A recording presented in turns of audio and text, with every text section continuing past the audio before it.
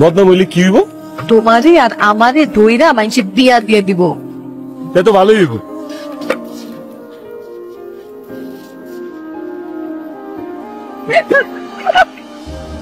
জাভেদ,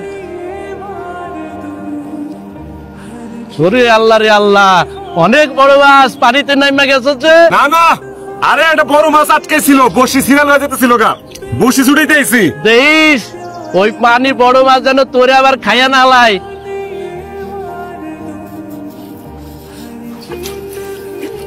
আসমা, কি দেবর, কি কি মাছ পাইলাইস?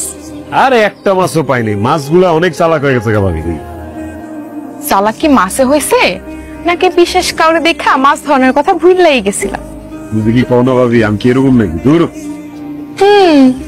মাছের নাম যদি আসমা হয় তাহলে তো একটু সমস্যা হইব। তোরে যে কইছিলাম রহিমের বাসায় যাইতে, স্যালের টাকা পাই, গেছিলি?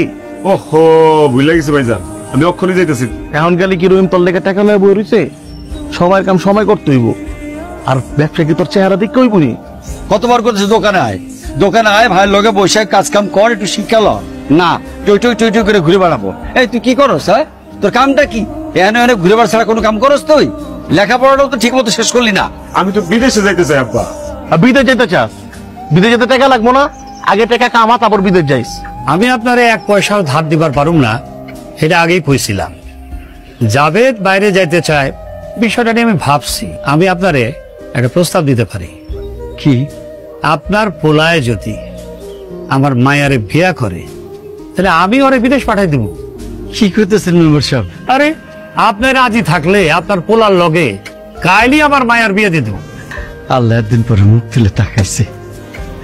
কি আপনি রাজি? জি মেম্বার সাহেব, আমি রাজি। আলহামদুলিল্লাহ। তুই যা, বাসায় যা, বাসায় যা, আম্মা রে আর তোর ভাবির সুখবরটা দিয়ে। আম্বা, আমি মেম্বারের মায়ের বিয়ে করতে পারবো না। ওই তুই না সবসময় বিদেশ যেতে চাইছ, তোর এখন সমস্যাটা কি? অনেক সমস্যা আছে, অনেক সমস্যা, আপনার কইতে পারবো না। তুই সবসময় করছস বিদেশ যাবি বিদেশ যাবি, মুখটা ফেরা বের করে আলাইছস। আব্বাই কত মানুষের কাছে কত টাকা চাইছে, কত মানুষে আব্বারে কত উল্টাপাল্টা কথাবার্তা কইছে, তোর দিকে তাকায় আব্বা মুখ সহ্য করে বয়ে আসিল। আরে মেম্বার কি কম কথা শুনাইছে?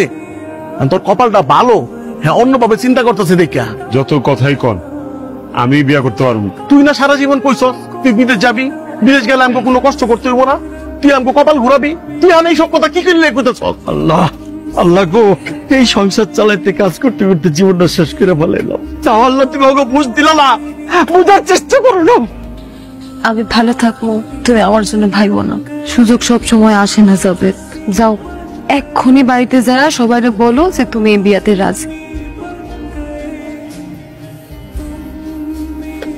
আম্মা, আম্মা আমি বিয়েটা করতে পারবো না আম্মা। মাইয়ারা সব সহ্য করতে পারে, তুই না থাকলে দেখবা সুন্দর করে সংসার করতেছ।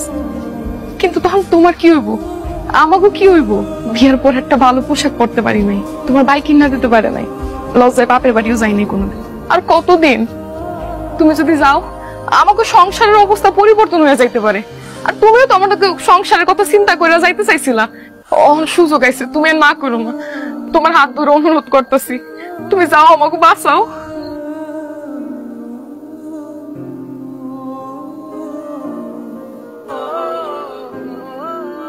রাইত অনেক হয়েছে, লাইটটা নিবে, ঘুমায় পড়ো। আপনি আইবেন না? না, আমি তোমার সাথে শুতে পারবো না। কেন? কারণ এই বিয়ে তোমার মত আসছিল না। আমার বাপ আর তোমার বাপ মিলা জোর করে আমার বিয়ে দিছে। আমারে আপনার পছন্দ হয় নাই? আপনি তো আমার দিকে একবার ছায়াও দেখলেন না। কাজটা তুমি একদমই ঠিক করো নাই, ওর তো কোনো দোষ নাই। তুমি কেন শুধু শুধু মায়েরারে কষ্ট দিবা? আর এইটা তোর অধিকার। আমি তো পারতাছি না, আমি যদি মরতে পারতাম ভাবি। জাভেদ, ও জাভেদ, সুখবর আছে। তোমার শ্বশুরে ফোন দিছিল, ওর শ্বশুর কইছে যে আগামী সপ্তাহে তোর বিদেশ যাওয়া ফাইনাল। অহন তোমার মনের ইচ্ছা পূরণ হইব। যাই, সবাই খবরটা দেই।